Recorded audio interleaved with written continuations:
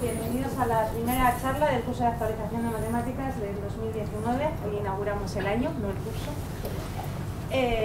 Es un placer para mí presentar, si es que necesita presentación, a Eduardo Sáenz de Cabezón y Vigaray.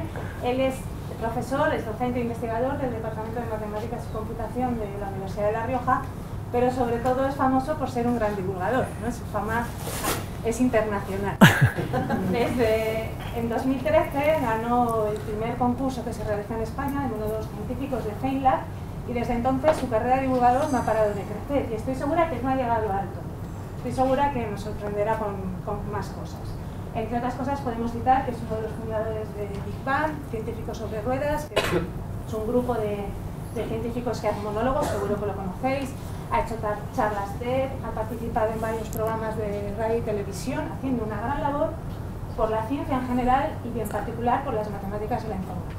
Por lo tanto, es por último agradecer a Eduardo que haya aceptado dar esta charla y os dejo con él. Bueno, pues gracias.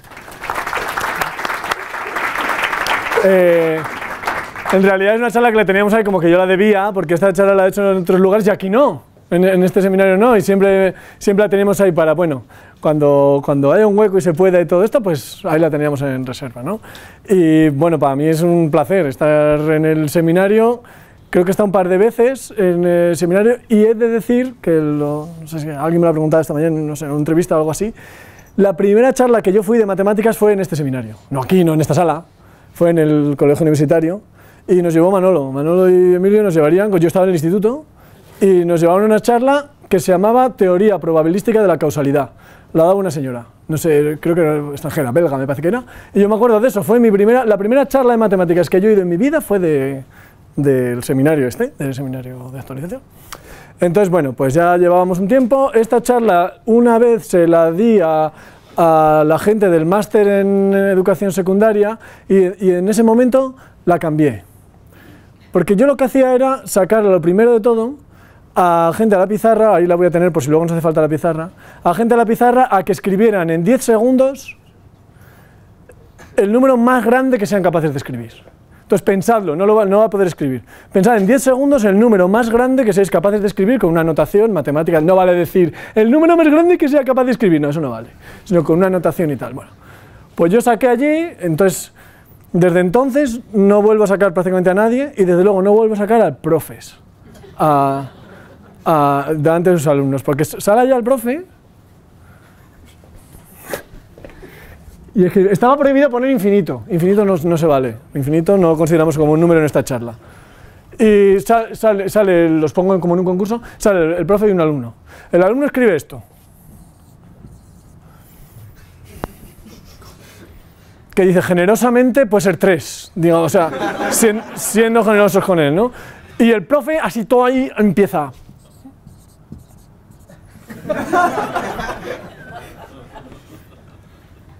Que dice, que eso es 1. O sea, entonces, profesores y alumnos de un máster, en un concurso de números grandes, lo más gordo que llegaron es a 3. Entonces, desde entonces dejo de hacer esto. Y ya pues empezamos como que la gente se lo piense, que piensen en el número más grande que sean capaces de hacer. En los bares y así, cuando he hecho esto, la gente empieza a escribir números uno detrás de otro. 7, o 6, 4, 3, 8. Y en 10 segundos les ha dado tiempo a escribir 3 números, o 4. Entonces ya no lo hago, pensad en el número más grande, la gente suele escribir cosas como con exponentes, ¿no? 9 elevado a 9, 9 elevado a 9, ese tipo de cosas son muy grandes. Entonces, antes de nada, aquí, claro, mucha gente es matemática y mucha gente sabe más de matemáticas que yo, por supuesto, y en concreto hay algunos que probablemente sepan más de lo que voy a hablar que yo. Entonces, pues bueno, eso da corte, pero también hay gente que a lo mejor no sabe tanto, entonces vamos a empezar un poco desde abajo, ¿no?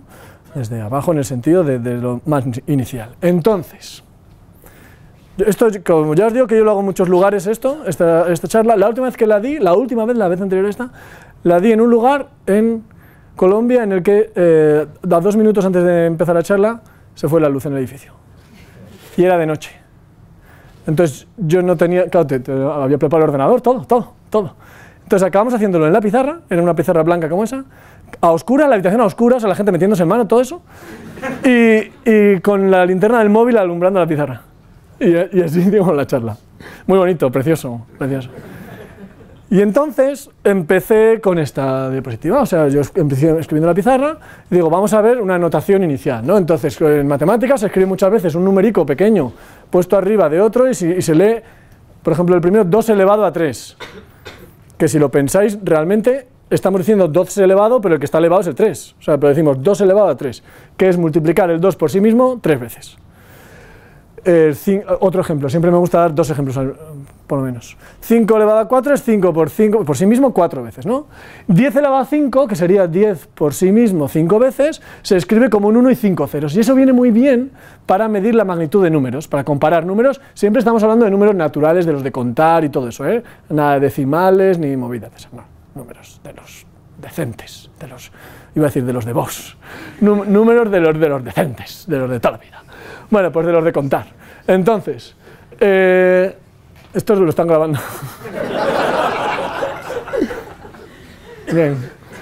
Pues yo no voy a tener nunca una carrera política, así que bueno. Bueno, pues número. Entonces, claro, yo digo, esto sirve muy bien para decir, un número que tiene más cifras que otro es más grande que el otro, ¿no? Así, en estos números naturales de contar.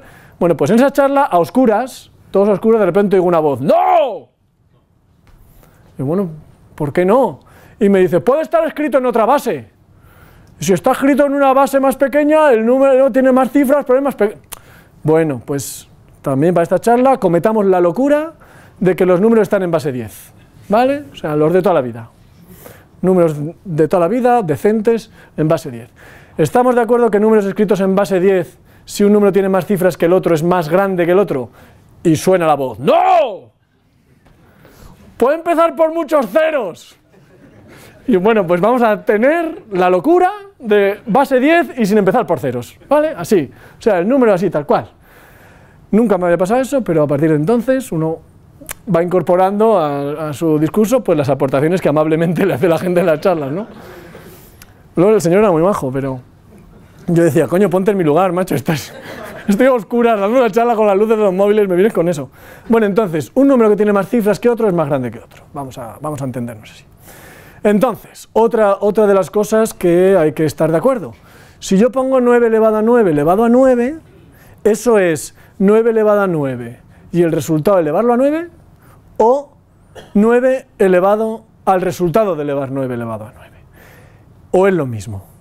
Entonces, claro, aquí ya esto es un público con una cultura elevada, matemática, entonces ya sabéis que no es lo mismo y además sabéis cuál es más grande. No sé si sabéis cuánto más grande es, eso es otra historia. Pero bueno, yo ahí siempre llamo a la gente a que vote y bueno, pues como yo soy de los decentes también, pues digo que no se puede votar, o sea que esto no es cuestión de votar, que aquí hay la dictadura de los números, y entonces, este es un número que tiene 78 dígitos, 78 cifras. Escribiéndolo, pues tiene 78 dígitos. Y este es un número que tiene casi 370 millones de dígitos, o sea, es mucho más grande. O sea, para hacernos idea, 78 dígitos en un par de líneas, escritos en el cuaderno, y 370 millones de dígitos, aquí, bueno, hay gente joven, 370 millones de dígitos son como casi 100 volúmenes, en letra normal, de una cosa que se llamaba la espasa. La espasa es la Wikipedia 0.0. O sea, la gente que tenéis historia la Wikipedia es lo de ahora, antes estaba la Encarta, y antes de la Encarta, pues la espasa. Bueno, pues 100 volúmenes de la espasa es lo que ocupa ese número, o sea, es un número grande, muy grande. Y entonces uno dice, venga, pues exponenciales, pues haciendo exponenciales podemos hacer números tremendamente grandes. Vale, ¿cómo de grandes? Pues aquí tengo a este señor, Arquímedes de Siracusa, el primer gister. Ahí lo tenéis, bueno, no se ve, pero está su Mac, está aquí, y su Mac y su taza del Starbucks, su barba, todo. Entonces este señor, en la antigüedad, este es uno de los grandes sabios de la antigüedad, no sé, para mí es un hombre que se tenía que valorar incluso más de lo que se valora, un genio, ¿no? Uno de los grandes. Y este señor, un día por la tarde, escribió un libro en el que se hace la siguiente pregunta. Si el mundo, el universo, estuviera lleno de granos de arena, ¿cuántos granos de arena habría? No había Netflix, este señor no tenía amigos, entonces me dedicaba la tarde a eso, ¿no? A pensar estas cosas. Joder, pero en esa época escribían en números romanos. Tú ponte a escribir esos números romanos, que tienen la peculiaridad que hay que escribirlos en piedra. O sea, tú imagínate escribir un número de 78 millones de dígitos o lo que sea en piedra. Bueno, pues este señor inventó un sistema numérico para poder trabajar con cantidades muy grandes, mucho más grandes de lo que los sistemas numéricos que él tenía a su alcance podía permitir, ¿no? Y lo que él inventó es algo así muy parecido, realmente muy parecido a lo que hoy llamamos como los exponenciales, ¿no? Entonces esto fue un paso adelante en la historia del conocimiento, de la matemática. Parece que es una cosa tonta, pero es algo que, bueno, aquí aprovecho que hay docentes también de todos niveles, que es la importancia de la notación en las matemáticas, ¿no? La notación realmente marca el progreso muchas veces de las matemáticas. Y este señor pues inventó esta especie de notación para números y cantidades muy grandes. Fijaos, es importante, hay un libro, que no sé si lo conocéis, que se llama Dios creó los números, de Stephen Hawking. O sea, aquí la gente de la editorial dijeron, vamos a poner Dios en el título y Hawking de autor, vendemos todo. Y entonces, y en lo que consiste ese libro, Hawking no ha escrito más que la introducción, el prólogo. Ese es un libro que es una recopilación de artículos de matemáticas, de artículos históricamente relevantes de las matemáticas, elegidos por Stephen Hawking, se supone. Entonces Stephen Hawking ha reunido en un libro los artículos los libros que él considera, articulitos, libritos, que él considera más importantes en la historia de las matemáticas. Y el contador de arena de Arquímedes está. El contador de arena está ahí. Es uno de los que él considera importantes o más importantes en esa selección de toda la historia de las matemáticas. Entonces está, por suerte, entonces está traducido al español, se puede leer en español, el contador de arena, el arenario. Vale, pues entonces, ¿qué se puede contar con exponenciales, con esta notación? Esto me lo pongo para descansar y a veces para tomar agua. No sé si puedo tener agua. Digo, yo lo suelto así. Por ejemplo, 10 elevado a 23. Es que se nos ha olvidado antes. Es que estoy malo, si no diría nada, pues estoy malito. 10 elevado a 23 es el número de estrellas en el universo observable. Es el número estimado de estrellas en el universo observable. 10 elevado a 23, o sea, un 1 con 23 ceros detrás. ¿Qué las han contado? Las han contado. ¿Han contado esto los físicos? Y esto es verdad que este es un número que la estimación va creciendo cada vez que se mira más de cerca, ¿no? Ahora mismo yo creo que el proyecto más importante de observación de la galaxia es Gaia, y Gaia está tratando de hacer un mapa tridimensional de la galaxia, está contando todas las estrellas que hay, y probablemente, porque cada vez que miran con más precisión, el número de estrellas pues aumenta, ¿no? Porque parece que es más vasto. Pero vamos a poner en torno a 10 elevado a 23. 10 elevado a 85, o sea, un 1 con 85 ceros detrás, es el número de átomos en el universo observable. A mí no me parece exagerado. Dices 10 al 85, o sea, esto lo escribes así. Te pones el número de átomos en el universo observable, o sea, todos los átomos del universo observable. O sea, los átomos de esos agujeros negros que colisionan y provocaron que se detectaran las ondas gravitacionales, y los átomos de eso que a veces uno pisa por la calle, todos los átomos están contados ahí, en 10 elevado a 85. Que no me parece exagerado. Entonces, todos los del universo observable están en 10 elevado a 85. Y entonces uno dice, ¿para qué más? Esto también lo han contado, físicos, se han puesto a contar esto. No sé muy bien cómo lo hacen, pero sí, bueno, hay unas estimaciones de la densidad del vacío, todo esto, ¿no? Pero este me encanta. 10 elevado a 10 elevado a, creo que son 10 millones. 10 elevado a 10 elevado a 10 millones. Este es el número de multiversos que hay. Lo han contado. Han contado el número de multiversos que hay. Gracias. Han contado el número de multiversos que hay y han dicho estos son. O sea, hay dos físicos, que tienen que ver de todo en la vida, que han contado esto. O sea, ¿cómo han contado esto? El artículo es interesante también, Lo que han dicho es cómo surgió nuestro universo. Y entonces han visto cuáles son las condiciones en las que nuestro universo se dio a partir del Big Bang, o como estima el Big Bang, y dicen, de este tipo de condiciones, o cuántas condiciones compatibles con la generación de un universo hay. Y entonces todas las posibles combinaciones de condiciones compatibles con la generación de un universo son esas, más o menos. Y una de ellas es el nuestro. Las otras no sabemos si están ahí o no. Si se han podido dar ese tipo de condiciones para que surjan otros multiversos, pero esta gente ha estimado eso. Bien, bien, pero veis que hay hueco,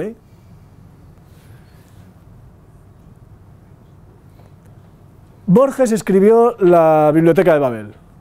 Este libro donde hay donde están, en esa biblioteca están contenidos todos los libros que con unas ciertas restricciones pueden ser escritos. Borges le gustaba mucho la idea del infinito y la idea de la combinatoria, entonces en ese libro él escribe sobre una biblioteca que contiene todos esos libros. Bueno, pues eso es el número posible de formas de ordenar los libros de la biblioteca de Babel de Borges. O sea, estas son las formas de poder, que hay aquí, o sea, hasta ahora he dicho, los físicos hacen esto lo ha tenido que hacer un matemático. O sea, porque esa pregunta de cuántas formas es posible ordenar, eso es un matemático. O sea, si alguien nos pregunta eso, ese tío ha estudiado matemáticas. Porque nadie en su sano juicio que no sea matemático se pregunta una cosa así. ¿De cuántas formas podría yo ordenar? Bueno, pues los libros de Babel son así. Entonces uno dice, vale, pues ya tenemos números grandes, ¿para qué más? O sea, si ya el universo se acaba aquí.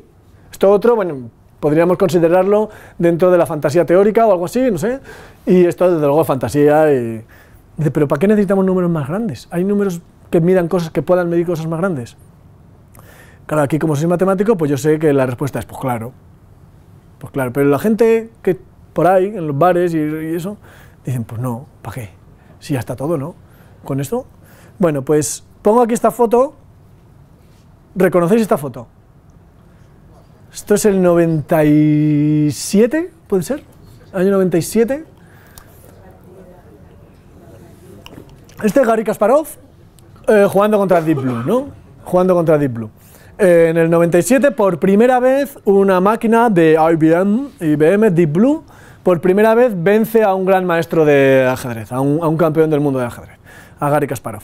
No sé si os acordáis, en aquella época, en los 90, Kasparov era súper famoso, porque había estado en esas luchas con Karpov, que era el fin de la Unión Soviética, ambos representaban una línea diferente política en la Unión Soviética, y era como que esa batalla que se estaba finalizando, que se estaba dando entre un viejo mundo y un nuevo mundo en la Unión Soviética, se representaba en el tablero de ajedrez, ¿no? Y eran portadas. Ahora mismo no hay portadas de ajedrez. Yo no sé cuántos de aquí podéis saber ahora mismo quién es el número 1 en ajedrez, pero en aquella época lo sabía todo el mundo, era cultura popular, ¿no? Karpov y Kasparov. Bueno, entonces Kasparov, en la cumbre de su fama, decide enfrentarse a una inteligencia artificial. La inteligencia artificial es una palabra que... a un ordenador. Decide enfrentarse a un ordenador que juega al ajedrez. Y claro, él no tenía mucho que ganar, que bueno, pues vale, tío, eres campeón del mundo y le has ganado una máquina, ole Kasparov, Garry. Si perdía, pues... y perdió, se enfadó mucho. Y entonces lo pongo aquí esto porque vamos a tratar de ver hasta dónde, claro, los humanos hemos sido capaces de contar hasta lo de la biblioteca de Babel, hasta dónde pueden contar los ordenadores. Claro, con los ordenadores podemos hacer números súper grandes, ¿no? Tan grandes como queramos, bueno, vamos a ver. Entonces, desde luego, por ejemplo, pueden hacer tareas muy complejas como esta, jugar al ajedrez. Hay medidas de complejidad de juegos combinatorios de información completa, es lo que se llaman, juegos combinatorios en los que tú en todo momento, todos los jugadores, de información completa significa que todos los jugadores ven en todo momento la situación del tablero y saben en todo momento cuáles son todas las posibilidades que tiene el otro jugador. Por ejemplo, el ajedrez. Tú ves la situación del tablero y sabes lo que puede hacer tu oponente y lo que puedes hacer tú. Otra cosa es cómo eres capaz de procesar eso, pero en principio lo sabes. La guerra de barcos no. La guerra de barcos no, porque tú no sabes dónde están los barquitos de tu oponente, eso no es de información completa. Entonces, una de las medidas de complejidad de estos juegos, que es el árbol de jugadas, dice que la complejidad del ajedrez es del orden de 10 elevado a 120. O sea, si os paráis a pensar, 10 elevado a 120, eso es más que el número de átomos en el universo observable, mucho más. Entonces el ajedrez es más complicado que el universo. Pero el ajedrez está en el universo, ¿no? Pero no está a la vez todo. No está todo a la vez, no cabe. O sea, si pintáramos, como esa gente que pinta, me encanta... Joder. Voy a decir una cosa de mayor. ¿Os acordáis de la revista Hola? Hola era una revista que no sé por qué, pero se veía, y había cosas que se llamaba Mundo Singular. Unas páginas donde había curiosidades del mundo y había gente siempre que pintaba cosas en granos de arroz. Yo no sé por qué la gente tiene manía de eso, ¿no? Pues con pelos o algo pintaban el Padre Nuestro en un grano de arroz. Pues si alguien pintara una partida de ajedrez en cada uno de los átomos del universo, habría acabado con todos los átomos del universo y estaría empezando a pintar partidas de ajedrez.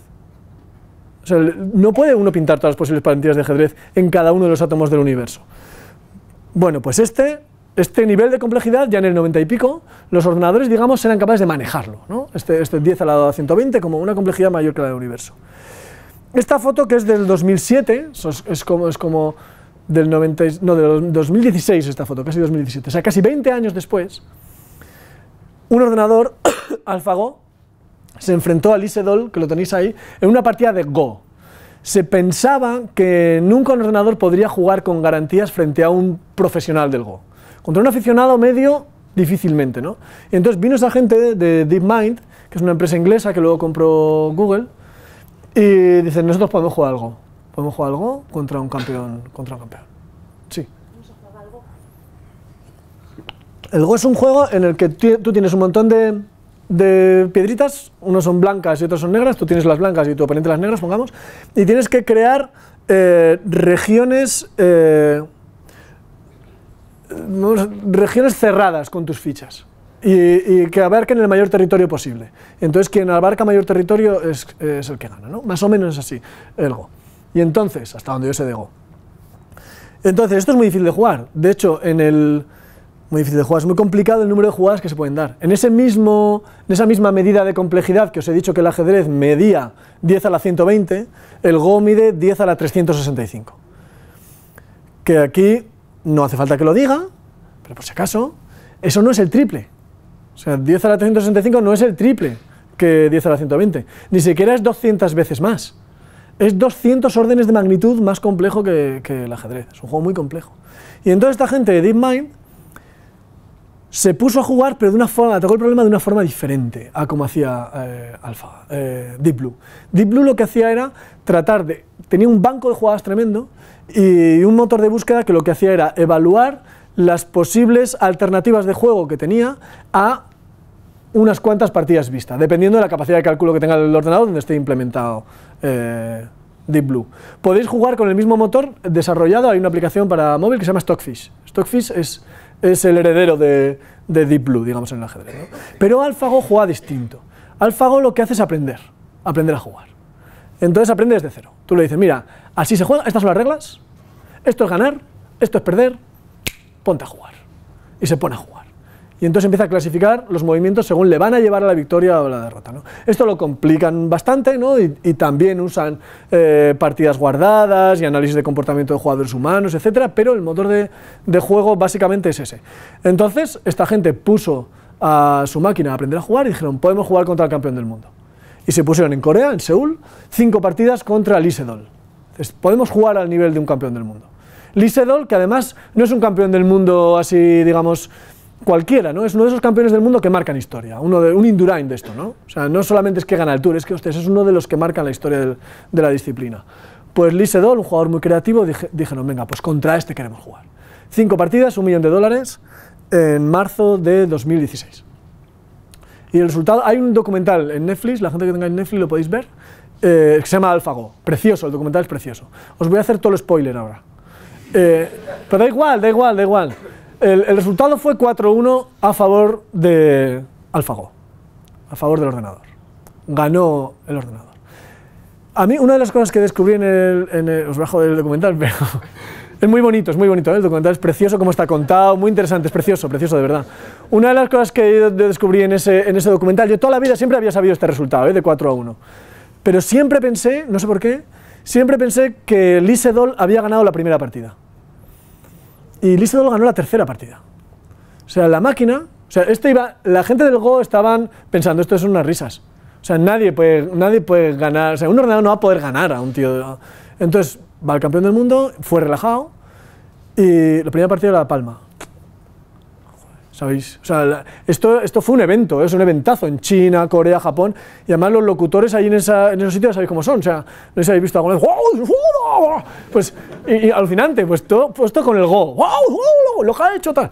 Y en la tercera partida, Lee Sedol, que es un jugador muy creativo, hace una colocación de ficha, yo no sé si no es además esta partida, hizo una colocación de ficha que la gente empezaba. Los locutores, ¡oh! ¿Qué ha hecho? ¿Ha tirado partida? O sea, ¿por qué pone eso ahí? Y la máquina también se quedó loca. No sabía lo que había hecho. De hecho, luego en el documental sale la clasificación de esa jugada. Esa jugada la tenía en cuenta el ordenador. Decía, esta jugada la hace un porcentaje humano del 0,00001% de los jugadores humanos hacen esto. Esto no vale para nada. Pero entonces evolucionó la partida ahí y llegó un momento en que AlphaGo tiró la partida. Dice, no sé reaccionar. Se perdió. El motor este de aprendizaje se perdió contra Lee Sedol, que fue como esa victoria pírrica que le quedó a él, ¿no? Porque esto se convirtió al final en una competición ser humano-ordenador. El documental lo narra muy bien eso. Así que os animo a que lo veáis. Entonces, bueno, que me voy. Números grandes, complejidad. Esta es una complejidad enorme, pero ya los ordenadores son capaces de llegar a esto. Entonces, para analizar números muy, muy grandes, vamos a ver hasta dónde pueden llegar los ordenadores. Si los ordenadores tienen límites también o no. Entonces, este grupo musical de los 70 se llaman RSA. RSA son esta gente, cada letra es por uno de estos, no sé cuál es cuál. RSA es un método de codificación o de encriptación de información que se basa en que a los ordenadores les cuesta mucho hacer algunas cosas. Este en concreto pues se basa en que hay una operación que es tener un número muy grande y factorizarlo en sus factores primos. Si es un número con 2 factores primos, bueno, pues eso cuesta mucho, se puede hacer, pero cuesta mucho tiempo a un ordenador con un número muy grande, ¿no? Toda esta gente, así en los 70, dijeron, pues mira, pues podemos codificar la información teniendo un número muy grande y que la clave dependa de que tú sepas cuáles son sus factores. La gente decía, ¿dónde vas?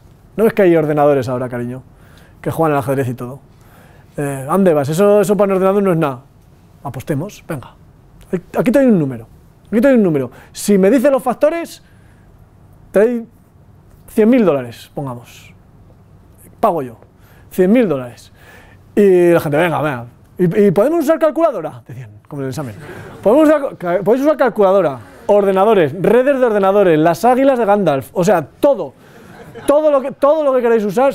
Gandalf os habéis fijado, cuando está todo perdido, las águilas. Pues podéis usar todo. Y varios de esos números están todavía sin saber cuáles son esos factores. O sea, a esos probaron la fuerza de ese método, que es como decir, podemos, no sé si vencer teóricamente a los ordenadores, pero podemos ponerles una tarea que les va a costar la vida al universo hacer. Entonces, de hecho, hay mucha de la criptografía hoy que todavía se basa en RSA o métodos parecidos, ¿no? Al que le interese son esos métodos de clave pública, clave privada. Ahora la gente anda loca con estos bichos, los ordenadores cuánticos. Dicen, no, pero los ordenadores cuánticos, ¿qué? Eso sí que pueden. Esto es parte del sistema de enfriamiento de un ordenador cuántico, procesador cuántico, es una cosa que...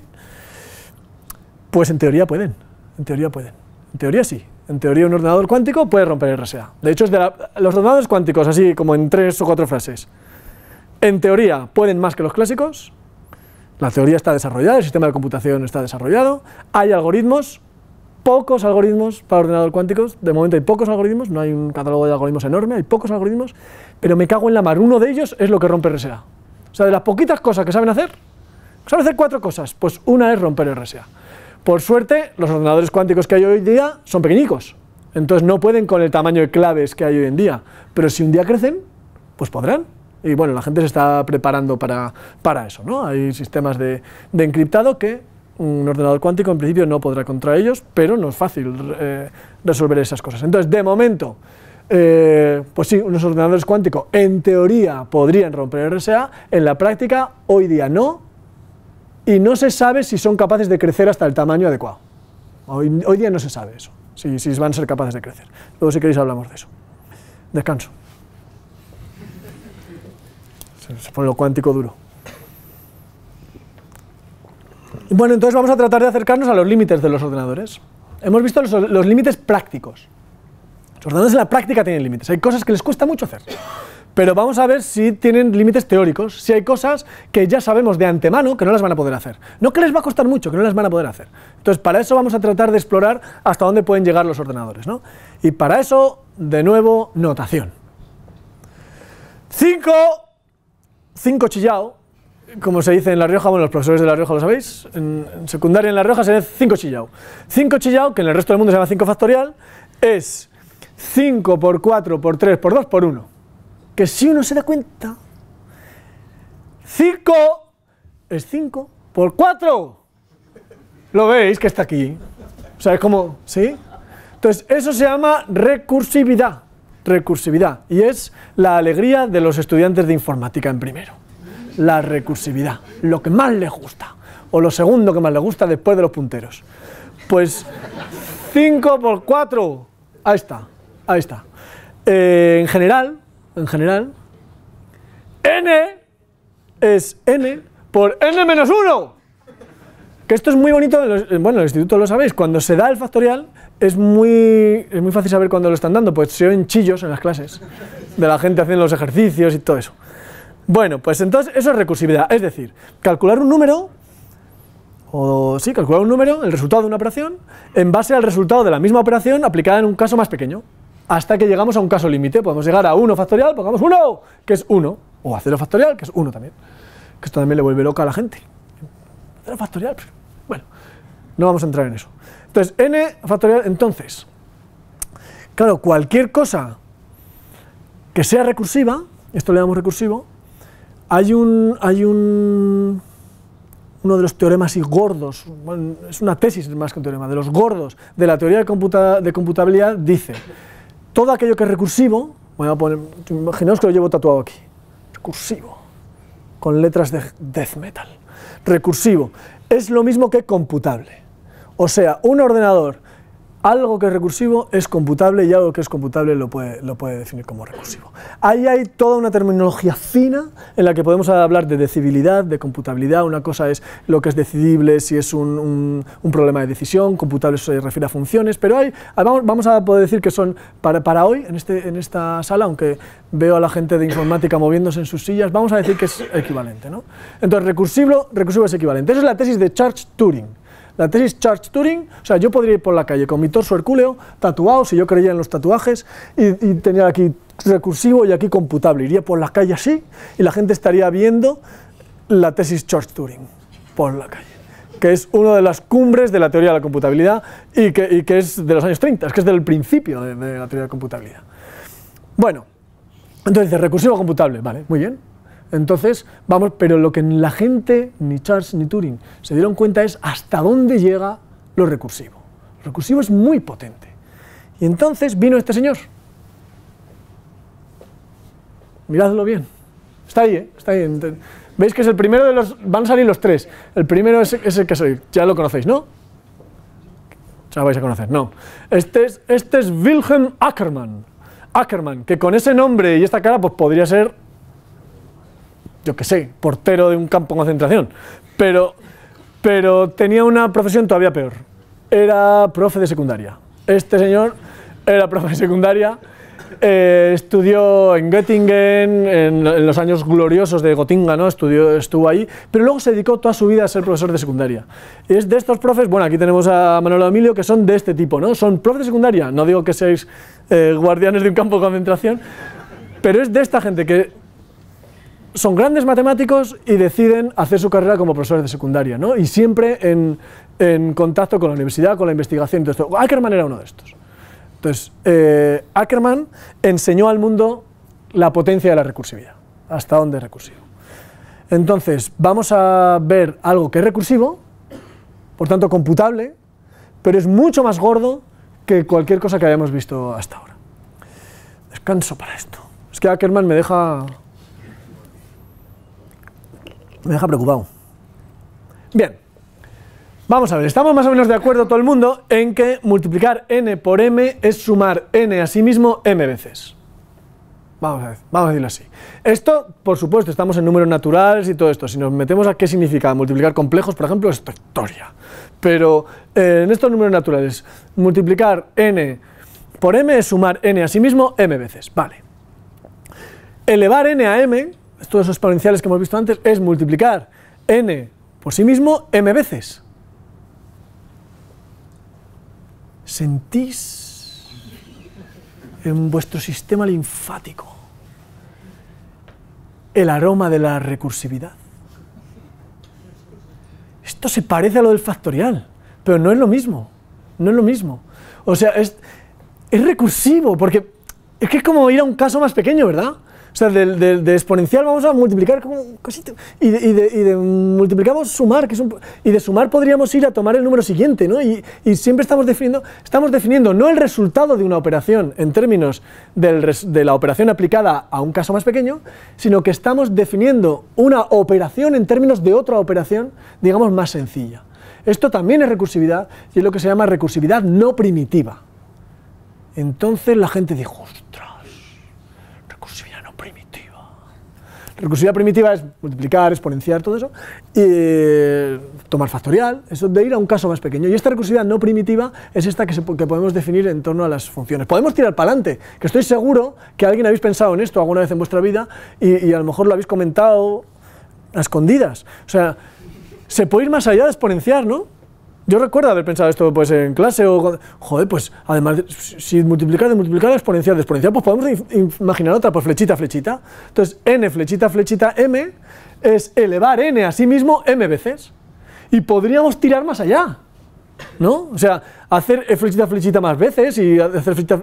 Y es un locurón, es una orgía de recursividad. Contened el entusiasmo también, ¿eh? O sea... Os veo animadísimos con la recursividad. Bueno, vamos a ver entonces Ackermann, con esta idea, hizo una sucesión de números que crecían mucho, mucho y muy rápidamente, pero recursivo, o sea, es computable. Estamos todavía en el terreno de lo computable, ¿no? Entonces vamos a poner un ejemplo. Esta es una versión simplificada de la sucesión de Ackermann, una versión muy simplificada, pero que pilla la idea muy bien.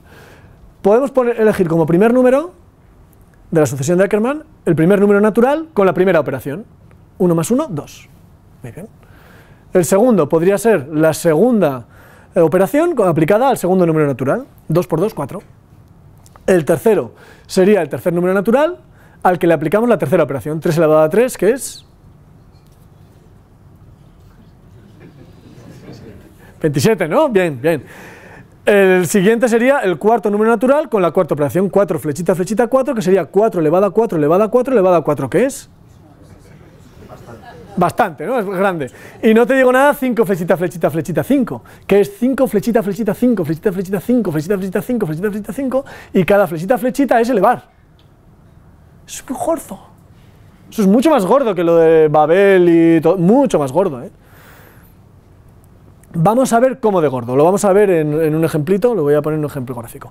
Claro, ahí de nuevo necesitamos notación, o sea, por mucho que pongamos torres de exponentes, hacer 5 flechita, flechita, flechita, 5 como torres de exponentes, eso es una locura, es muy grande, no nos cabría. Entonces vamos a tratar de verlo con otra notación. Y esta notación es la siguiente. N metido en un triángulo significa n elevado a sí mismo. ¿Sí? N metido en un cuadrado es n metido en ese número de triángulos. N metido en n triángulos. N metido en un pentágono es n metido en n cuadrados. ¿Veis la recursividad, verdad? Joyita, aparece por todos lados. Entonces, n metido en un polígono de m lados significa n metido en ese número en n polígonos de m-1 lados. Entonces luego vamos deshaciendo esto, ¿no? Vamos a poner un ejemplo, que veo ahí gente preocupada. Vamos a poner 4 en un cuadrado. Y vamos a ver si somos capaces de llegar desde este igual hasta este igual. Yo lo pongo como si lo hubiera preparado, pero es que no, es un despiste que ese igual me ha salido ahí. 4 metido en un cuadrado es 4 metido en 4 triángulos. Vale, pues deshago los triángulos. El primer triángulo es 4 elevado a 4, ¿no? ¿Qué es?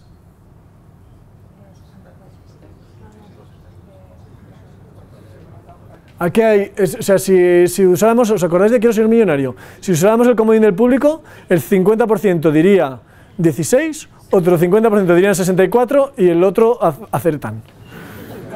Bueno, es 256, ¿no? Entonces, 256 metido en 3 triángulos todavía. Vale, pues deshacemos el siguiente triángulo. Entonces esto es 256 elevado a 256 metido en 2 triángulos. Deshacemos el siguiente triángulo. Y esto es 256 elevado a 256 elevado a 256 elevado a 256. Y nos queda un triángulo. Entonces al final, 4 metido en un cuadrado es 256 elevado a 256 elevado a 256 elevado a 256 elevado a 256 elevado a 256 elevado a 256 elevado a 256. Vosotros imaginaos a Arquímedes escribiendo esto en piedra. Pero no los exponentes, el número. El numerín. Esto es un número enorme, esto es muchísimo más que el número de átomos del universo observable y que todos los multiversos esos que aparecían ahí, mucho más. Esto es un número enorme. Vamos a ver, por curiosidad, sin descansar. 4 en un pentágono. Es 4 en 4 cuadrados, ¿no? Vamos a deshacer el primer cuadrado. ¿Qué es lo que acabamos de hacer? Eso es ese número metido en 3 cuadrados. O sea que si yo ahora deshago el siguiente cuadrado, tengo que meter este número en este número de triángulos. En ese número de triángulos, o sea, ese número impensable en ese número de triángulos, y cada vez que deshago uno de esos triángulos es elevar esto a sí mismo y el resultado elevarlo y el resultado elevarlo. O sea, si alguna vez tenéis insomnio o algo así, hacerlo. Decir, voy a calcular 5 en un pentágono o lo que sea, ¿no? Claro, y después de hacer eso me faltarían 2 cuadrados por deshacer. O sea, esto es un número impensable, esto es un locurón. Pero es recursivo. Esto es computable, esto solo das a un ordenador con suficiente tiempo, bastante por cierto, y suficiente espacio, y lo puede calcular. Esto es, cuando salgan los ordenadores cuánticos le decimos, venga, calcúlamelo, calcúlame 4 en un pentágono, listo, cuántico. Pues se puede, pero es que, o sea, esto vosotros imaginad, gente joven, que todavía tenéis esperanza en la vida, ir a una discoteca o algo así a ligar. Y te pones ahí, después de un quinito, me gustas como 5 en un hexágono. Y se lo explicas. Se lo explica. Bueno, y si sigue ahí después de la explicación, joder, vale la pena. Esa persona... normalmente no siguen. No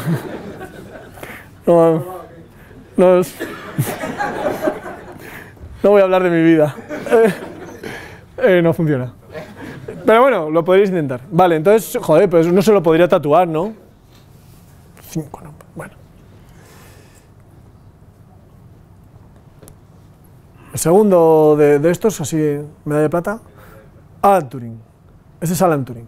Entonces, Alan Turing, digamos, cuando la prehistoria de los ordenadores pasó a ser historia de los ordenadores, cuando empezaron los ordenadores de verdad, al menos en lo que yo pienso, de la idea que yo me hago de lo que uno lee de la historia de los ordenadores, es cuando se da el concepto de ordenador de programa almacenado, cuando el ordenador puede tener el programa metido en la memoria. Y esto es una idea de Alan Turing y que pasaba por allí, pero también de John von Neumann, o von Neumann, ¿no?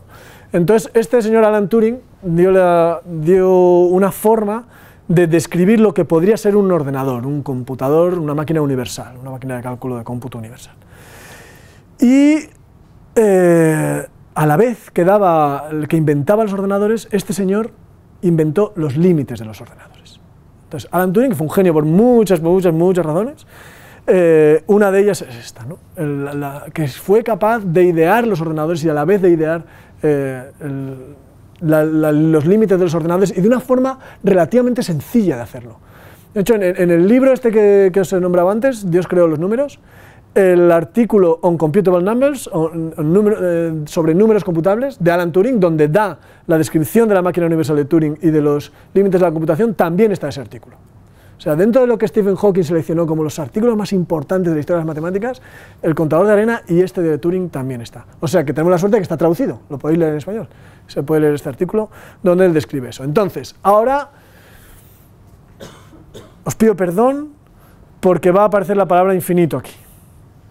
Pido perdón y bueno, no miréis. Vamos a ver qué es una máquina de Turing. En donde pone infinita, podéis decir tan grande como necesitemos. Que es una cosa muy bonita para decir también. Tan grande como necesites. Pues es una cinta infinita. Lo han pillado dos. es un público matemático, es una cinta infinita, es una cinta tan grande como necesitemos, ¿no? Es una cinta donde uno puede escribir símbolos del alfabeto. En principio, nuestro alfabeto consta de 2 símbolos, unos y ceros. En realidad, todo se puede reducir a unos y ceros. Es más caro escribir las cosas, cuesta más, pero unos y ceros. Entonces, tenemos una cinta tan grande como necesitemos, para derecha e izquierda, donde almacenamos unos y ceros. Tenemos una cabeza que es capaz de moverse por la cinta, a derecha o izquierda, es capaz de leer el símbolo que hay en la cinta y es capaz de escribir en la cinta. Y esa cabeza tiene un programa que puede estar escrito en la cinta, esa es la gracia del tema, ¿no? O sea, podemos tener una zona de la cinta donde está escrito el programa. Bueno, podemos tener el programa escrito en la cinta, pero lo imaginamos en la cabeza, ¿no? La cabeza tiene su programa que le dice qué tiene que hacer si encuentra un 1, qué tiene que hacer si encuentra un 0, y así vamos calculando las cosas. Vale, pues ese sistema sencillo de computación es lo que se llama una máquina universal de Turing y es capaz de hacer cualquier cosa que un ordenador sea capaz de hacer, ¿no? Es un paradigma de computación, que es el que usamos. Básicamente, en general, casi siempre es el que usamos, el paradigma de computación. Cuando oís hablar de ordenadores, pues ordenadores son esto, pero sofisticado. Con una pantalla táctil, digamos, ¿no? Pero sofisticado. Vale, entonces, Turing vio que todo lo que son funciones computables se pueden computar mediante este formalismo de la máquina universal de Turing, ¿no? Charles lo hizo con el lambda cálculo, hay otras formulaciones de esto mismo, ¿no? De la noción de computabilidad. Pero Turing y Charles por su lado dieron los límites de la computabilidad. Entonces hay un problema que un ordenador no es capaz de computar, hay muchos, ¿no? Pero un problema que no es capaz de computar, no es capaz de decidir si tiene solución o no. Y es que si yo le doy un programa a la máquina de Turing, le digo, máquina de Turing, aquí tienes un programa. Oye, ¿esto para en un número finito de pasos o no para? Y me lo tienes que dar la respuesta en un número finito de pasos, claro. No me tengas aquí esperando en un número finito de pasos. Bueno, pues Turing demostró, y lo podéis leer en el artículo en Computable Numbers, Turing demostró que eso es un problema indecidible dentro del formalismo de la máquina universal de Turing. Es un problema indecidible. Esto es lo que se llama de indecidible o no computable, no decidible. Esto es un problema de decisión, es decir, la respuesta es sí o no. Esto para en un número finito de pasos, la respuesta es sí o no, y como no lo puede decidir un ordenador, se llama que es un problema indecidible. Bueno, pues ese es el problema de parada, y el problema de parada, Alan Turing demostró que es indecidible, que no es computable.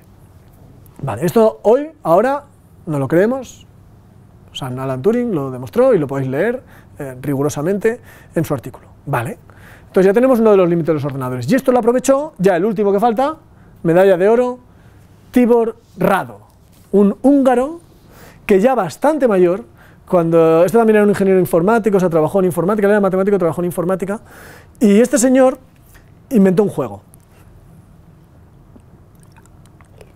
que se llama el juego Busy Beaver, castorcitos laboriosos.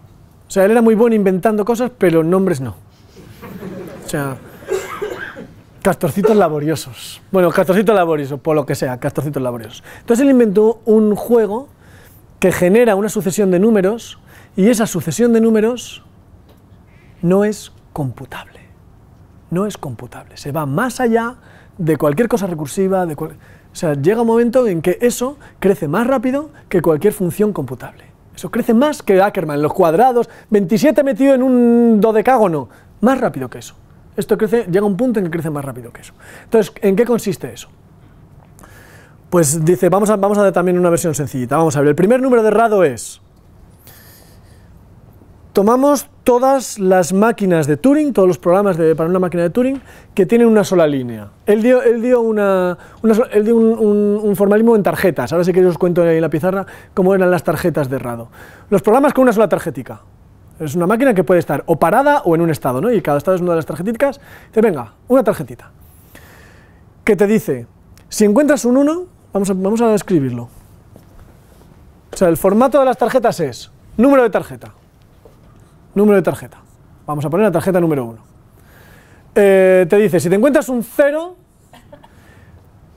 ¿a dónde te tienes que mover? Bueno, primero, si te encuentras un 0, ¿qué escribes? En la cinta pues va a escribir un 1. Y después te mueves a la derecha o a la izquierda. Pongamos que la derecha es 0 y la izquierda es un 1. Vale, pues te mueves a la izquierda. Y después vas a la tarjetita número 17. Y la siguiente línea del programa es, si te encuentras un 1, escribe lo que tengas que escribir, pues un 1 por ejemplo también, te mueves hacia la izquierda y después vas, aquí te mueves hacia la derecha y después vas a la tarjetita número 3, ¿vale? Y esto es una tarjetita de esas. Hay una tarjetita que tiene el número 0 que es parar. La tarjeta número 0 es parar. Entonces, si esto fuera el 0, por ejemplo, pues sería... Si te encuentras un 1, escribe un 1 en la cinta, muévete a la derecha y para. Vete a la tarjeta de parar, ¿vale? Entonces, este juego se puede jugar en la máquina de Turing y Rado dice, primer número de Rado, de todos los juegos con una sola tarjeta, aquella tarjeta, aquel juego, aquel castorcito que escribe el mayor número de unos en la cinta, ese número de unos es el primer número de Rado. De todos los jueguitos con dos tarjetas, de los que paran, los que no paran fuera, los que no paran nada, de los que paran, el que escribe el mayor número de unos en la cinta, ese número de unos, ese es el segundo número de Rado.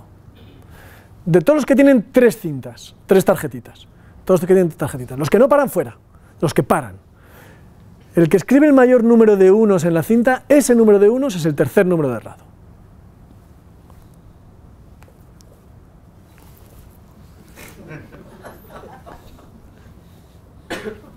¿Sí? ¿Sí?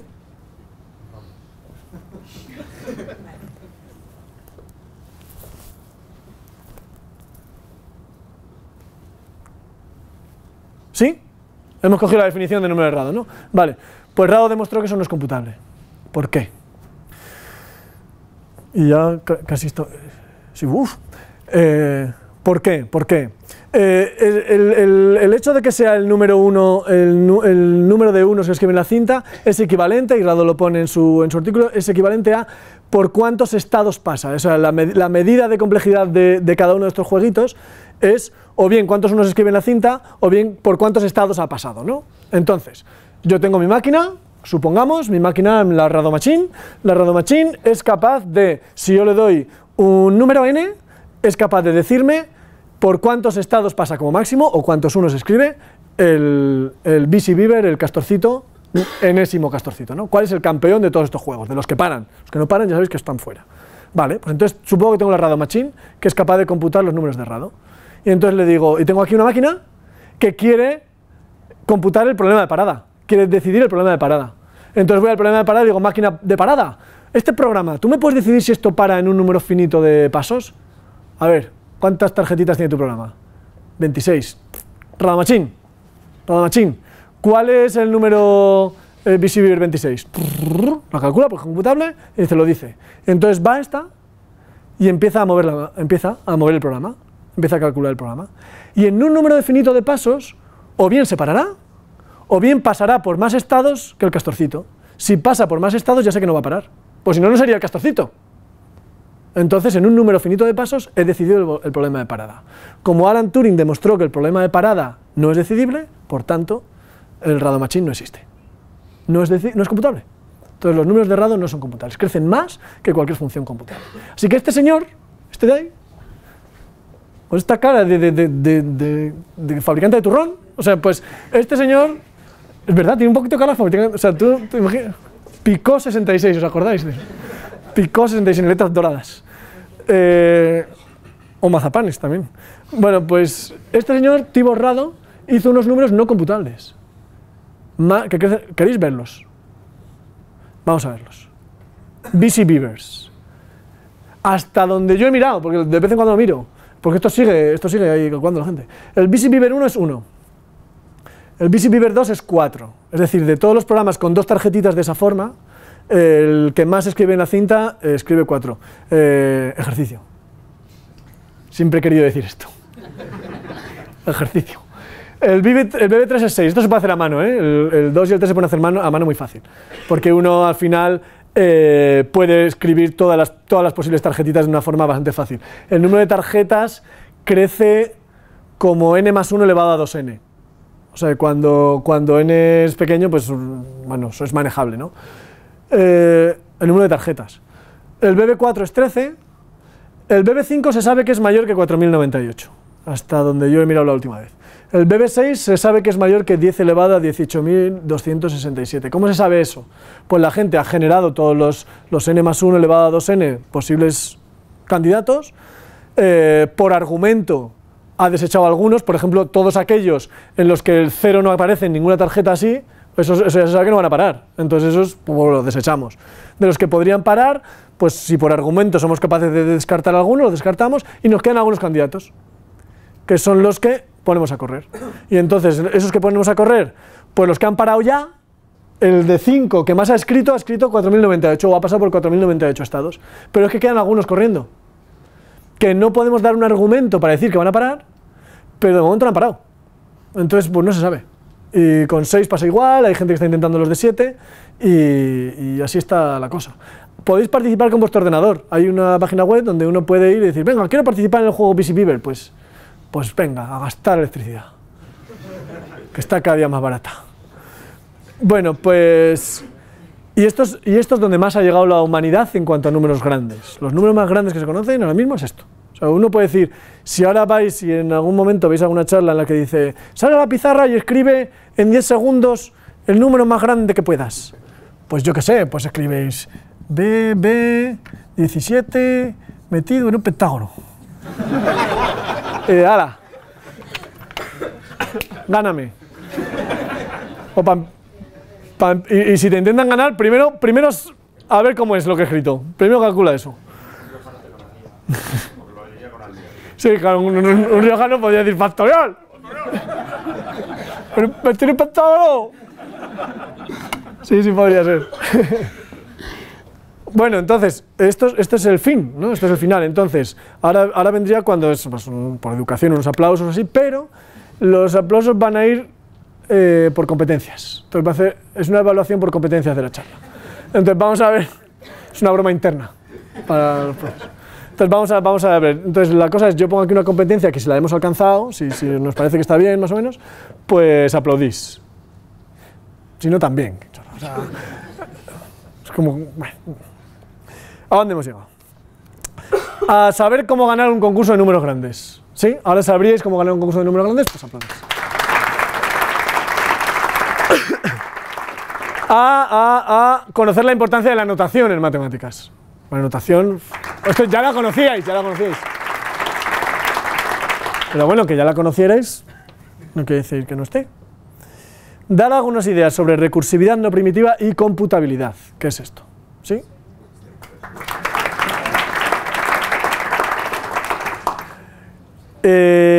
Difundir un poco la historia de la computación.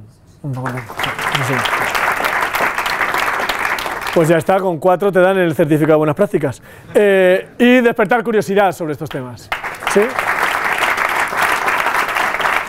Pues eso es lo que yo tenía para contar. Ya está.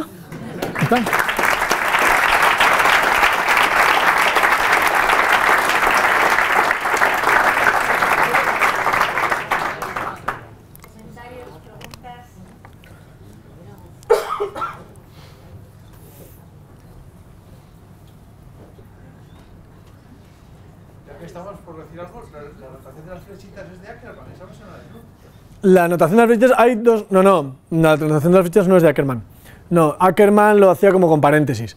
La notación de esas flechas verticales es de Nutt y Conway tiene otra con flechas verticales, con flechas horizontales. Las verticales de Nutt y Conway tiene otra con verticales. Y la de los polígonos es de Moser. Sí, pero son equivalentes. No sé cómo de fácil es hacer la equivalencia explícita en un número dado, pero sí son formas de expresar eso.